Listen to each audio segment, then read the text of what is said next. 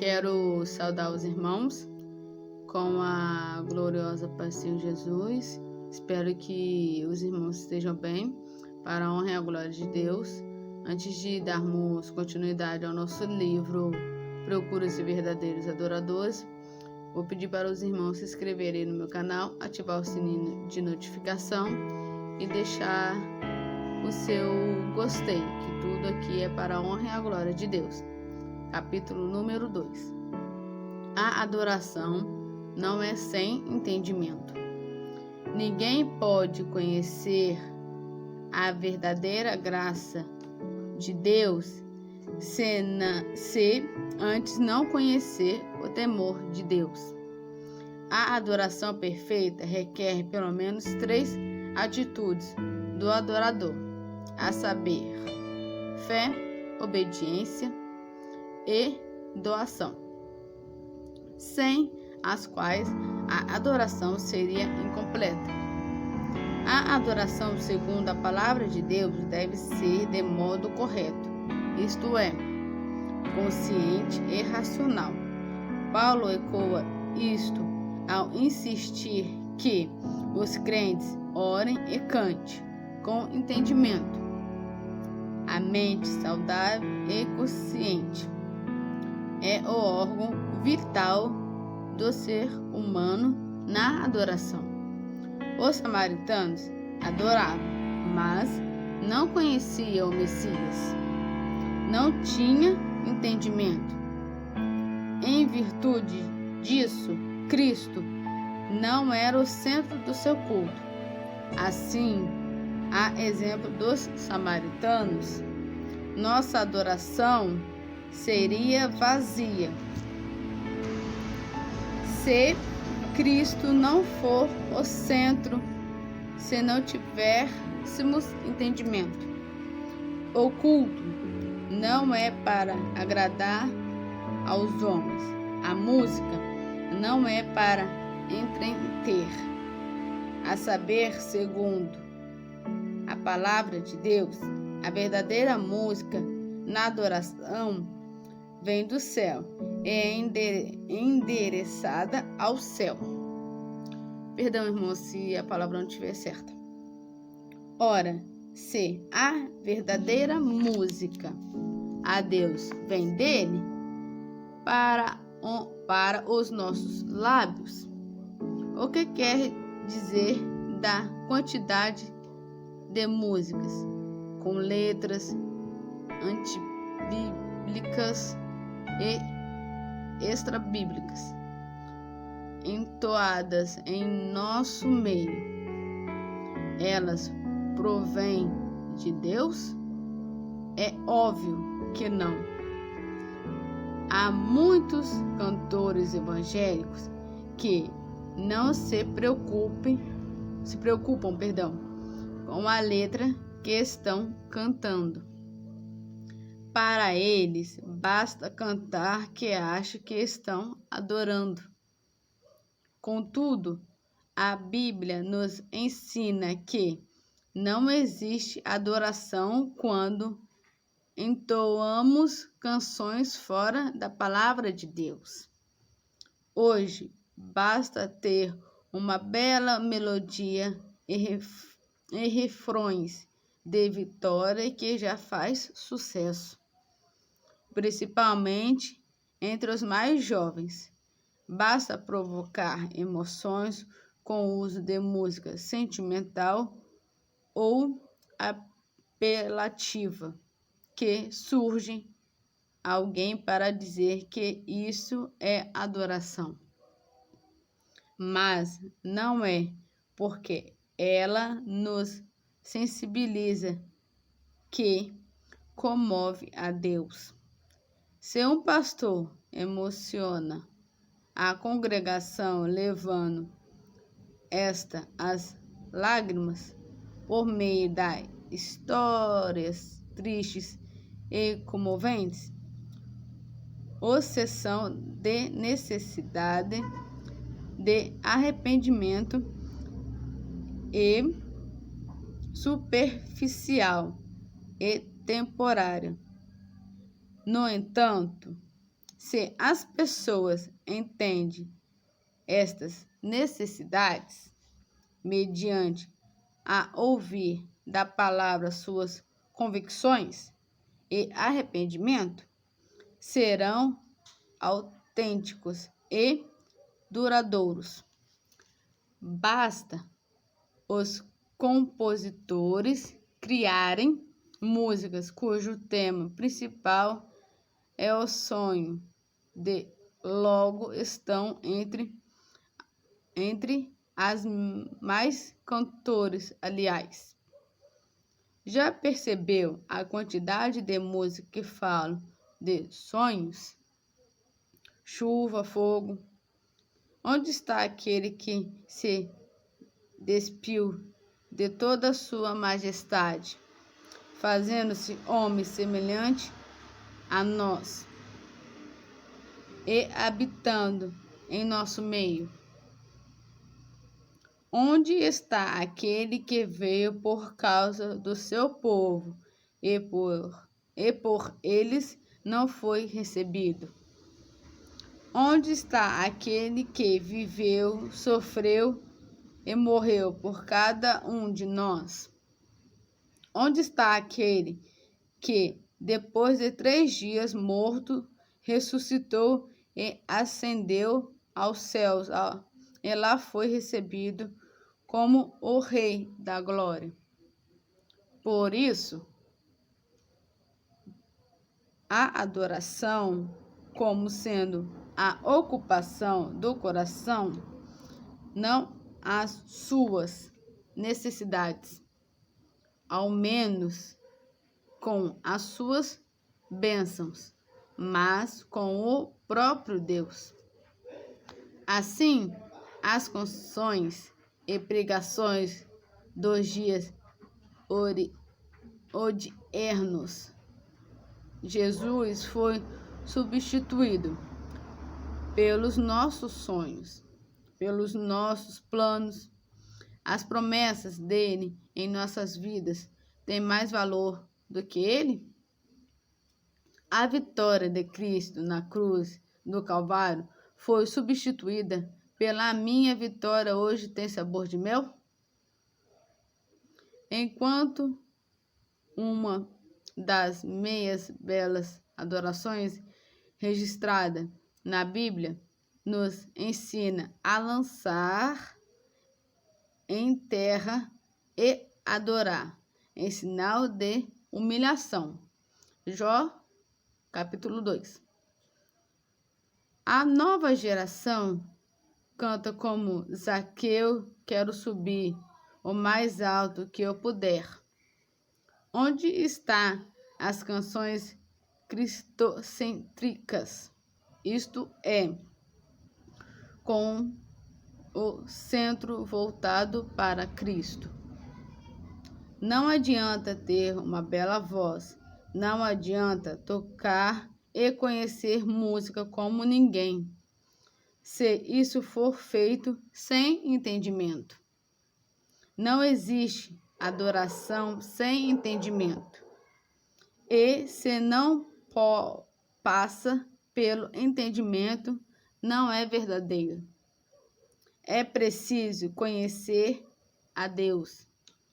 O conhecimento de Deus é necessário, não só para a adoração, mas também para a salvação, pois ambos só são possíveis a partir do momento que passamos a conhecer a Deus. No entanto, esse conhecimento será sempre limitado.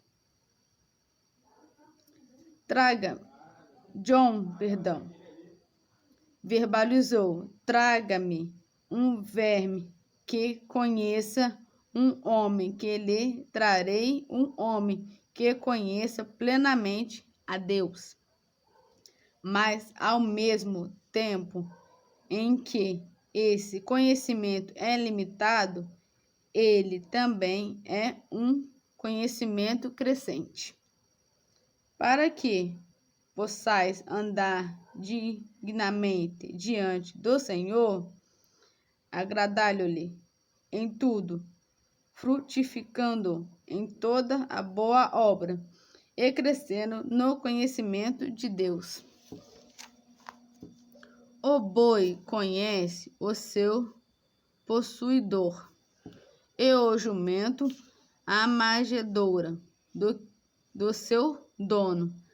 Mas Israel não tem conhecimento, o meu povo não me entende.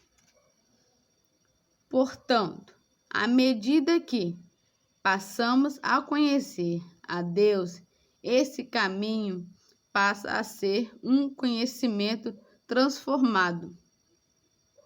De fato, não podemos conhecer a Deus na sua totalidade, mas podemos conhecer a Ele de uma forma crescente. Quanto mais nos conhecemos de Deus, mais somos transformados por esse conhecimento. Sendo assim, nós podemos conhecer a Deus de duas maneiras: conhecimento intelectual e conhecimento espiritual. O conhecimento intelectual é o tipo de conhecimento feito através da nossa mente, para que possamos conhecer o Senhor. Não poderemos nunca deixar de lado as nossas faculdades mentais. Mas esse tipo de conhecimento não é suficiente para alguém que de fato quer conhecer verdadeiramente a Deus e ser um verdadeiro adorador. O conhecimento espiritual é aquele que se une ao Senhor em um espírito como Ele. Precisamos, além de conhecer a Deus de forma intelectual, conhecer também de forma espiritual, unindo-se a Ele no mesmo espírito e no mesmo coração. Não há dúvidas que foi pensado nisso que Davi orou: Deus, envia-me para qualquer lugar, desde que vás comigo, colocando qualquer cargo sobre mim, desde que me carregues, e desata todos os laços do meu coração, menos o laço que prende o meu coração ao teu. Nessas duas formas, intelectual e espiritual, uma não anula a outra, mas elas se completam. Sendo assim, temos que conhecer a Deus de uma forma intelectual e também espiritual. Jó 4, verso 24. Muitos, por não conhecerem a Deus verdadeiro, inventam os falsos. Por não conhecerem a verdadeira adoração, adoram falsamente. A saber, existe uma grande diferença entre conhecer a Deus e conhecer acerca de Deus. É o que tenho visto na igreja, é que na sua grande maioria o povo conhece acerca de Deus, mas não conhece a Deus. E é isso que tem me preocupado, pois conhecer acerca de Deus é ter um conhecimento teórico, e conhecer a Deus é ter um conhecimento prático. Muitas pessoas conhecem os atributos de Deus: onisciência, onipresença e onipotência. Isso é o conhecimento teórico. O conhecimento prático é conhecer no momento em que esses atributos afloram em nossas vidas. Davi, por exemplo, conhecia acerca de Deus e a Deus, isto é, conhecia de maneira teórica e prática a sua vida que ele declarou: Não havendo ainda palavra alguma na minha língua, eis que logo o Senhor tudo conheces. Salmos 139, verso 4. Para onde me irei do teu espírito? Ou para onde fugirei da tua face? Se subir ao céu, lá tu estás. Se fizer no inferno a minha cama, eis que tu ali estás também. Se tomar as asas da alfa, se habitar nas extremidades do mar, até ali a tua mão me guiará e a tua destra me sustentará. Salmos 138, versos 7 ao 10. O adorador só é um verdadeiro adorador quando ele conhece acerca de Deus e a Deus. Como Jó, que verbalizou: com os ouvidos eu ouvia falar de ti, mas agora com os meus olhos te veem. Jó 42, verso 5. Um cantor que canta músicas onde o centro não é Cristo não é um verdadeiro adorador, e sim um cantor, uma vez que sua adoração é sem entendimento. Cantores existem vários, milhares de CDs evangélicos são produzidos e gravados no Brasil. Isto é, temos muitos cantores, mas poucos adoradores, que adoram a Deus em espírito e em verdade. Isso é tão verdadeiro que Deus está procurando os verdadeiros adoradores. Nem todos os verdadeiros adoradores são cantores, mas todos os cantores têm que ser verdadeiros adoradores. As pessoas não entendem que o culto é adoração, não são para os homens, mas para Deus. Compositores não estão preocupados em agradar a Deus com as suas canções, mas sim aos homens. Cantores escolhem músicas para satisfazer o ego do povo. Estão como muitos pregadores, pregando e cantando o que o povo quer ouvir, mas não o que precisa ouvir. Diferente dos verdadeiros adoradores, que buscam agradar a Deus, mesmo que isso desagrade aos homens. O apóstolo Paulo, sendo um verdadeiro adorador, verbalizou: acaso busco eu agora a provocação dos homens ou a de Deus? Ou estou tentando agradar a homens? Se eu ainda estivesse procurando agradar aos homens, não seria servo de Cristo. Gálatas 1, verso 10. Lembro-me de uma história onde dois homens debatiam sobre adoração. Eles tinham ideias totalmente diferentes sobre o assunto. Eram incapazes de persuadir um ao outro. No final da discussão frustrante, um dos homens disse ao outro: bem, você adora a Deus do seu jeito, e eu adorei do jeito dele. Quem procura agradar aos homens ou a si mesmo antes de agradar aquele que o chamou, não o serviu. Quem não é servo jamais será um verdadeiro adorador. Hoje, muitos cantores, músicos e pregadores não ministram em igrejas pequenas. Eles querem uma grande plateia que o assistem.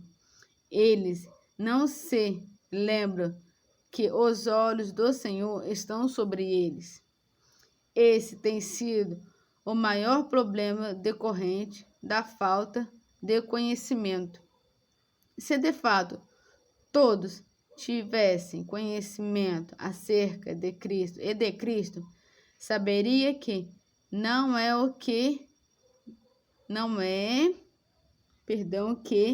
tem nele deleitado em glorificá-lo, pois quanto maior o conhecimento da verdade, maior nosso senso de admiração. Por falta disso, o povo vem perecendo. Que Deus tenha misericórdia. O culto, o louvor, tudo tem que centralizar em Cristo.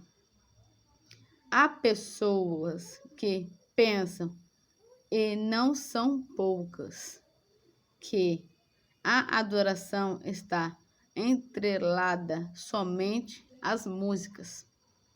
Pensam que adorar se resume em cantar, tocar, louvar, dançar e etc. Durante alguns anos, eu também pensei assim, até entrar para o seminário. Pensava que a adoração dependia unicamente, exclusivamente de música. Aos poucos fui crescendo em conhecimento e percebi que estas ideias estavam totalmente erradas. Igualmente, percebo que muitos irmãos têm enfrentado problemas para entender o que é adoração e, como já mencionei, têm criado pensamentos e conceitos errados sobre o tema. Muitos líderes e pastores também erram sobre o assunto. Já tive a oportunidade de ministrar em algumas igrejas, lembro-me de uma. Poderia me lembrar de muitas, sem esforço, onde todo o culto era voltado para a música. Ela tomava todo o espaço. Quando uma cantora terminava de cantar, eu imaginava que seria a última, mas logo em seguida a oportunidade era dada a outro cantor.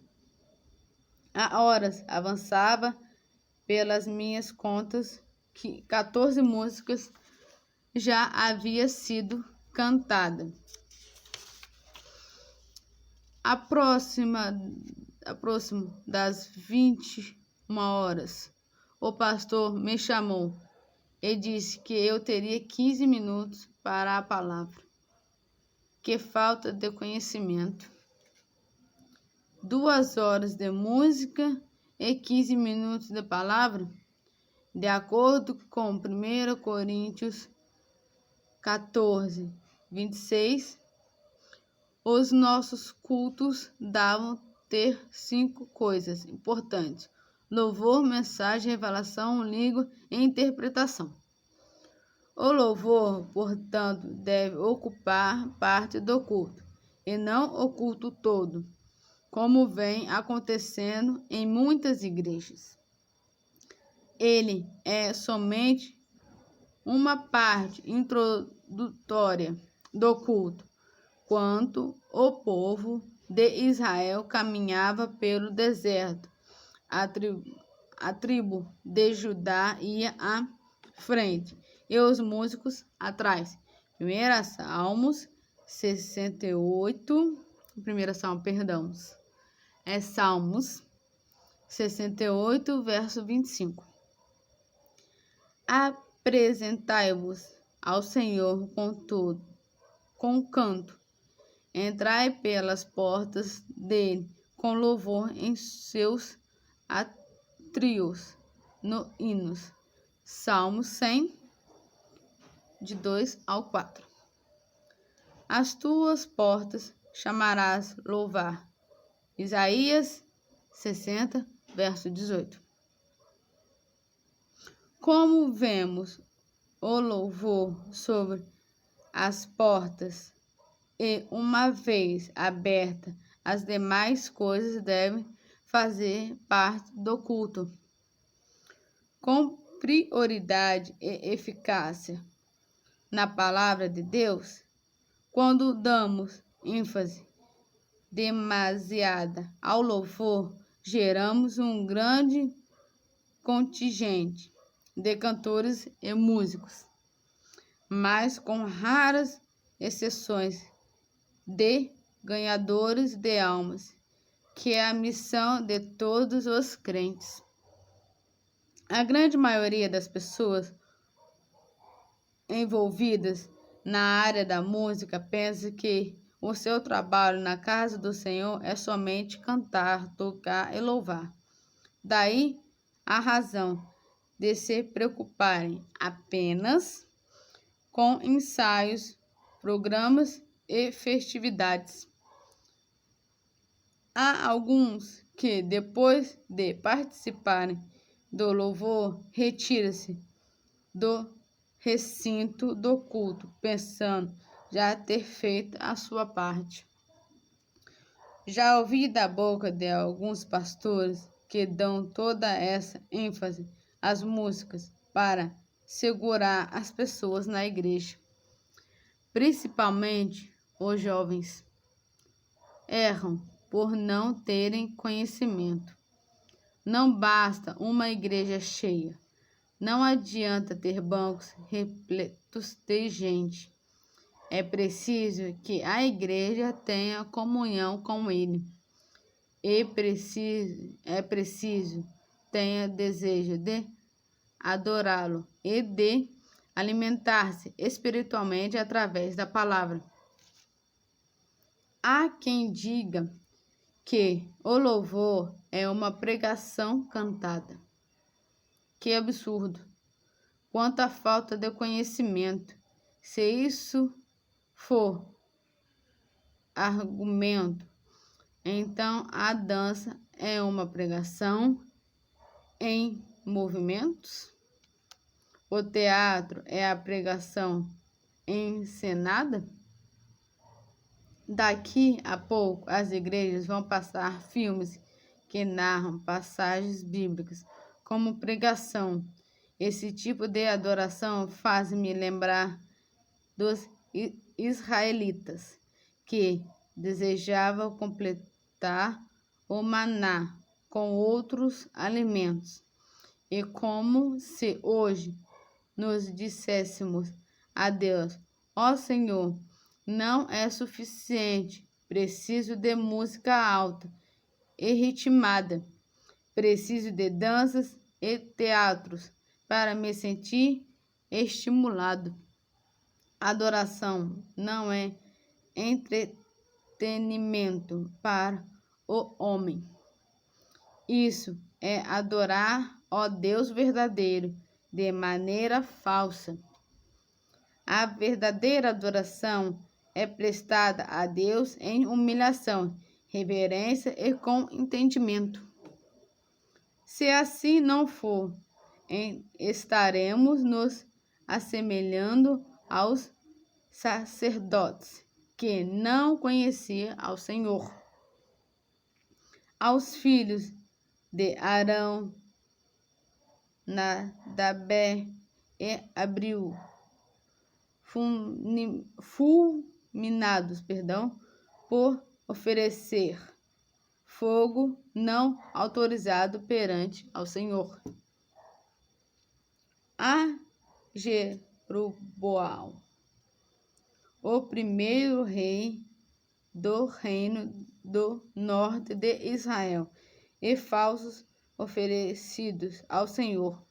Eles foram censurados por Deus nestas ocasiões, não só porque adoravam falsos deuses, mas principalmente porque adoravam o verdadeiro Deus falsamente. Por isso, termino este capítulo fazendo das palavras de John as minhas. Assim, de tudo cante espiritualmente, mantenha os olhos em Deus e cada palavra que você cantar, almeja agradar-lhe mais do que a você mesmo ou qualquer outra criatura, procura-se estritamente com o sentido daquilo que canto e cuide para que o seu coração não seja arrebatado pela música, mas oferecido a Deus continuamente. Assim, o seu canto será tal que Deus o provará desta vida e recompensará quando vier nas nuvens dos céus. Irmão, espero que os irmãos fiquem com esse capítulo guardado no seu coração. Que os irmãos tenham uma noite abençoada. A paz do Senhor Jesus. Fique com Deus.